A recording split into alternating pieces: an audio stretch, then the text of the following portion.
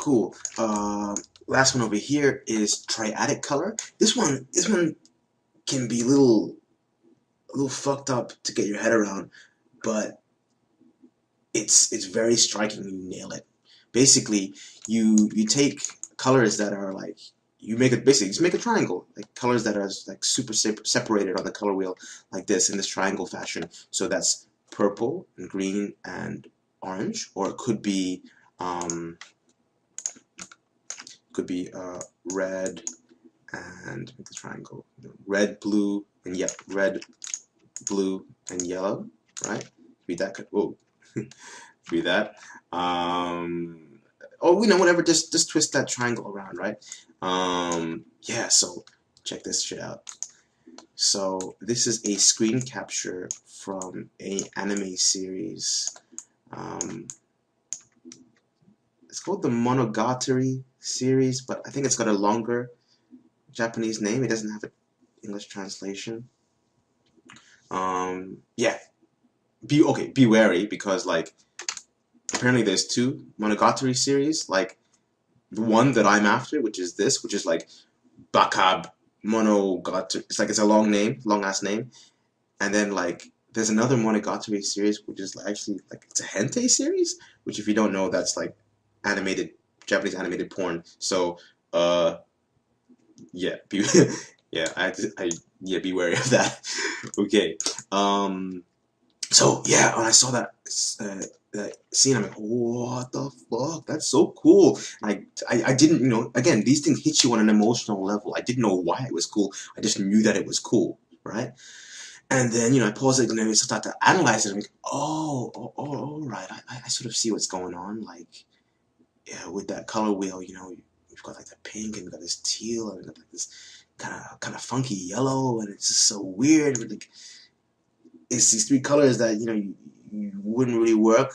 I didn't think they would work well together, but yeah. A classic example is Superman. The comic book artist that I was having a chat to, Brian Stelfreeze, he was saying, oh, like Superman has been a big challenge to a lot of people because how the fuck do you work with this color scheme? It's like saturated red, saturated yellow, and saturated blue. Like what do you the primary colors, right? It's like what do you do with that, right? So back in the day, this is what I would call a simple approach to it, like just the colors there. But a lot with the more modern kind of Superman covers, you check them out, right? Sorry, lost my train of thought. Basically, look at check out like modern artists and see how they've kind of had to deal with it, and it's really interesting. It's like, okay, over here again we've got red, white, and red, yellow, and blue, but they've really desaturated that blue, and the red has become more like maroon, almost kind of pinky, and they've chose to highlight his chest by saturating the yellow and his belt, right? Another one is Supergirl.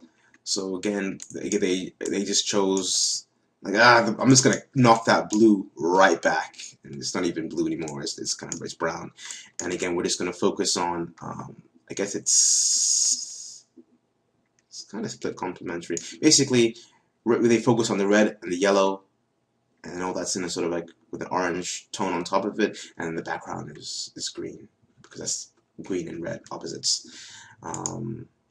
Another one, Superman Unchained. The art is by Jim Lee.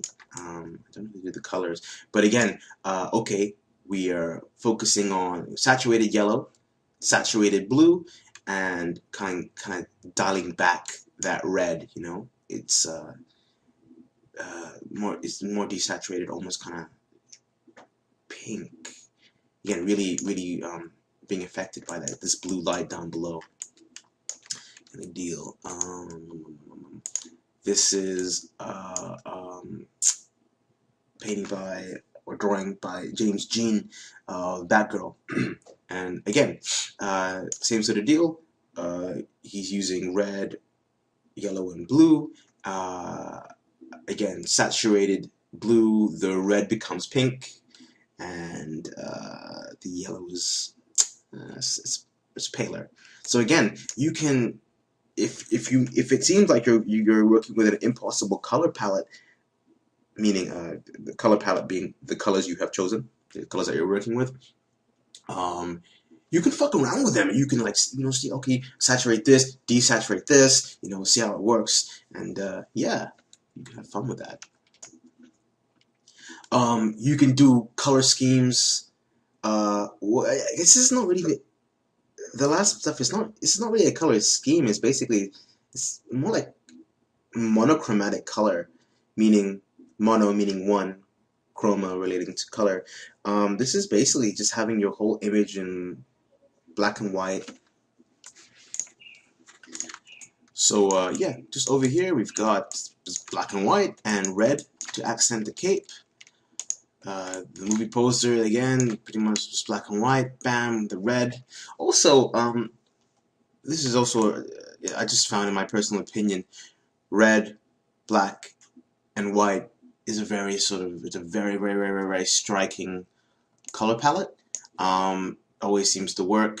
Basically, I think, to me, well, my idea is that it brings to mind the color of blood, war. Like, it's just not like, it's a Black Widow spider. It's like, it's danger. So like, you sort of your body is, your mind is primed to, like, take note of that particular color scheme.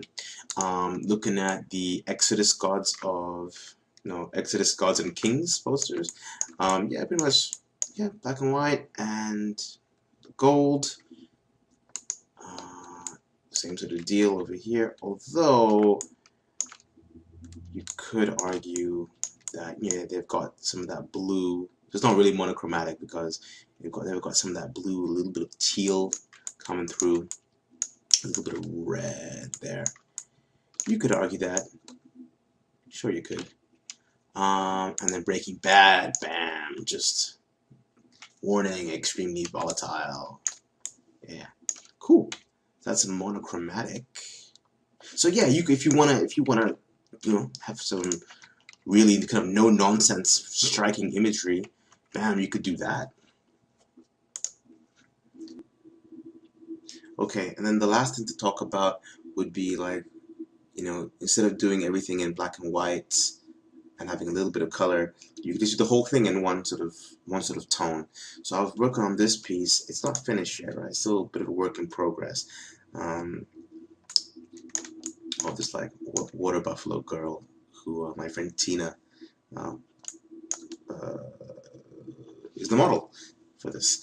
So we've got, like, the horns, all this kind of stuff, and these sort of like birds made out of petals, made out of like these lotus petals, kind of stuff. These little birds, whatever. But yeah, I've got the whole thing going on in this kind of orangey brown tone. A bit of a background is there as well. I'm sort of thinking, I don't know. I've got like this. I got a orange version. I've also got like a sort of green version, and I was thinking maybe that could be interesting, but so you can just do the whole thing in, like, greens or oranges, whatever. I think for myself, I might even go out of monochromatic and maybe blend the two, so make it just complementary again, which is I'll bring the orange one on a layer on top, throw a layer mask on top of it, and then I will just I can just bring in that orange from the bottom layer, maybe just in the just in the light, so the shadows will be green, and get a little bit of blend here, a little bit of bleed between the light and the shadow, this kind of stuff. Maybe this little bird get hit with some lights. So again, it was monochromatic, and I'm just kind of, I guess, doing my own thing now with it. But yeah, this is another way you can do it. Like, again, just going back to split complementary thing. That could you could do that. Well, I mean, yeah, I guess before we had black and white with a bit of color. Now I guess like the black and white now is green, and that's a bit of color. I mean, we could still, I could still, let's see, I can cut the green. Yeah, there we go. I can still cut the green and just have it like that, you know. So again, black and white, a bit of color, and again, still a work in progress. It's not finished. It's still a bit rough. Please don't judge me. But yeah, there we go. So you can even do black and white. Cool. Black and white and a bit of color. And, ooh, this kind of stuff. But yeah, you get the idea. That's what I gotta say for monochromatic. That's the last thing I gotta say for monochromatic color. Okay, peace.